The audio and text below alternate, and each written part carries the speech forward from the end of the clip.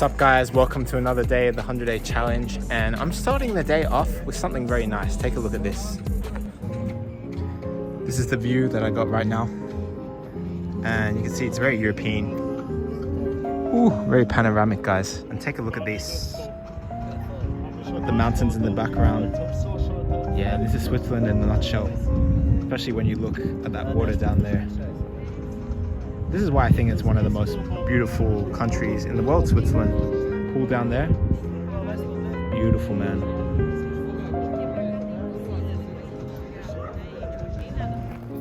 Also nice to play some chess. Pretty big pieces we got here. It's like the game of life, the game of this challenge. Sometimes it's like chess. It is pool season, it is beach season, and it feels like every day of summer I need to be in a place where it requires me to be indoors a lot, just with this injury and everything. But you can see people are going to the beach, people are going swimming, people are going to the pool, and here I am walking off somewhere again, which is not gonna require me in the pool. So that's just how it goes, that's how it goes. By the way, I did get a fresh haircut today, but hey, look, some nice wheels right there. Is that gonna get out that spot? Let's go in this little spot here, which is a little bit of a maze. Don't want to get any ticks on me. We're back on this beautiful place.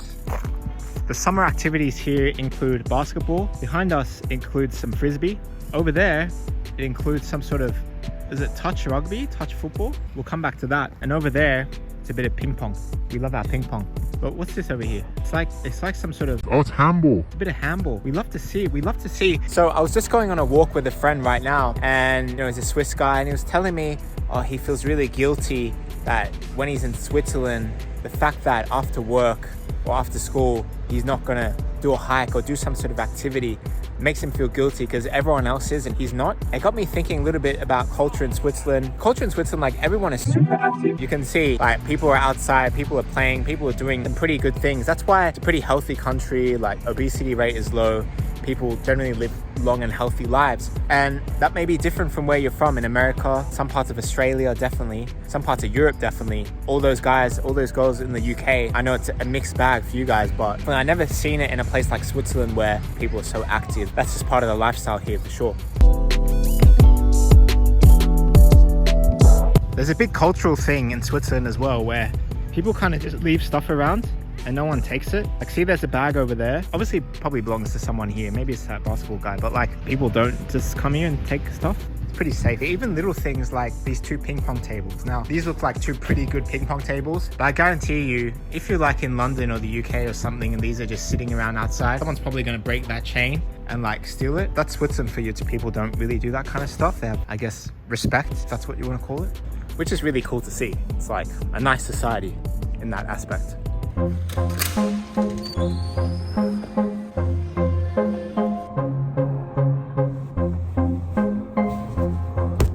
There's another round of Premier League fixtures this weekend. I'm excited for it. By the time this video goes out, I think all the Premier League fixtures would have been done. Hey, who played the best? Let me know in the comment. It got me thinking about different players in the Premier League, and one in particular, which everyone knows, because the more that I see that fantasy Premier League that we're playing, the more that I saw how many people were putting Haaland in their FPL squad. And that got me thinking, this is a big player in the Premier League. The best player in the Premier, basically, right? Scores the most goals. And then it got me thinking about this one clip that maybe you've seen.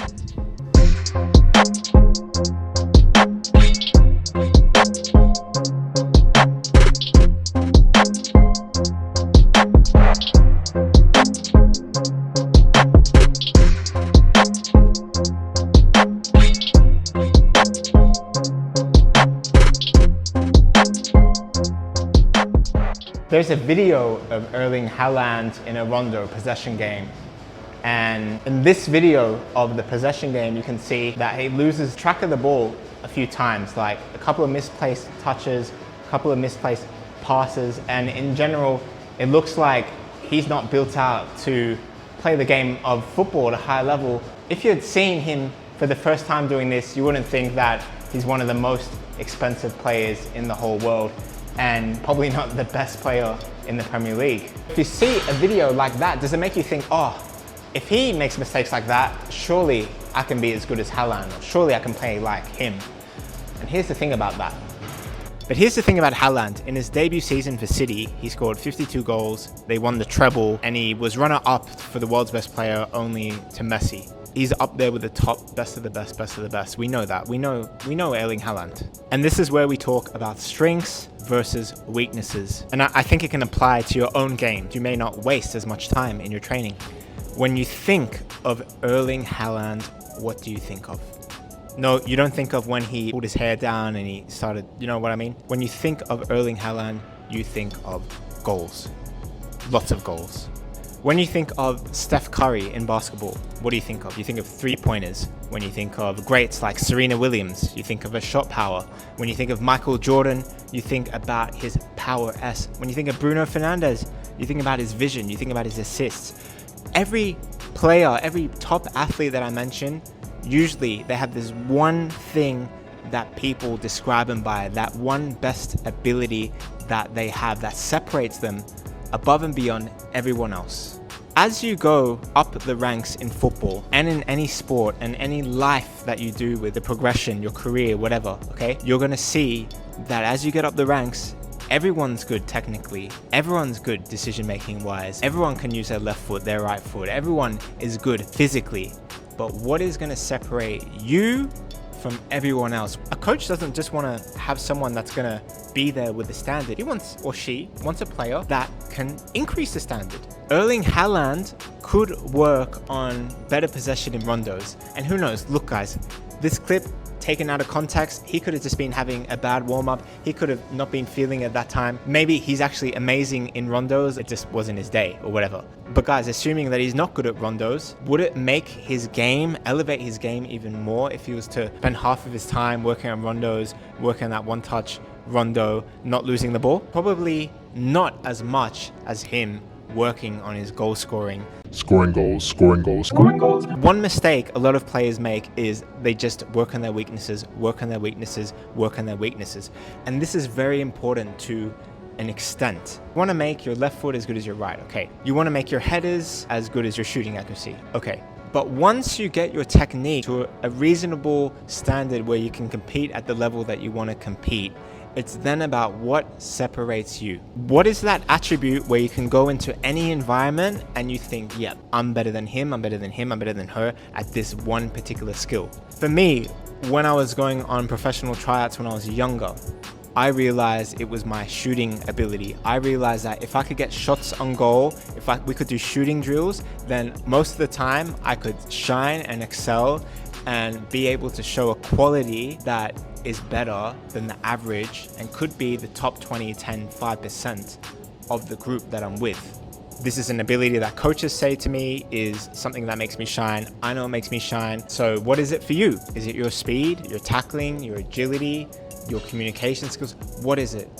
You got to figure it out. You have that Mbappe speed, Mbappe dribbling, but you tend to lose the ball just a little bit too much. This is something that you got to think about, analyze and think, yeah, okay, I just need to work on that a little bit. The thing is, getting from a 7 to an 8, 9, 10 out of 10 takes a lot of work still. It takes a lot of work, a lot of pressure, a lot of putting yourself in uncomfortable situations that you're not used to. So it's not easy to get from a 7 to 8 or 9 or 10. Remember that video the other day where we're rating ourselves and our technique, our tactical, mental ability, etc. That's what you got to do. You got to evaluate yourself and all those different criteria. Make sure everything's at 5 or 6 out of 10, guys. But then you really got to, what are your 8s, 9s, or 10s? What's your 10? For Messi, it's dribbling, Ronaldo, shooting, Haaland, scoring goals, poaching goals, scoring dirty goals. What is it for you? Think about it, because Haaland sucks at something, Bruno Fernandes sucks at something, Messi sucks at something. Do you think Messi's the best defender in the world? No. Is Ronaldo the best defender in the world? No. Is Mbappe an amazing left back, right back? No. If he was in that position, he could be good at it, sure, but would he be the world's best at it? Make your weaknesses your strengths, and your strengths second nature. Alright guys, another day of the 100-day challenge is done, but remember, stay true to yourself. At the same time, make sure you work on those strengths versus those weaknesses, alright? Make sure you stay time efficient. Otherwise, guys, it's another day, another summer's day that we've spent indoors, working and in the gym. I know, we've had some time outside, but tomorrow I really like to get outside more and keep hustling and keep working outside in the sun. So Otherwise, guys, that's been the wrap for today, and I'll see you guys tomorrow. Peace.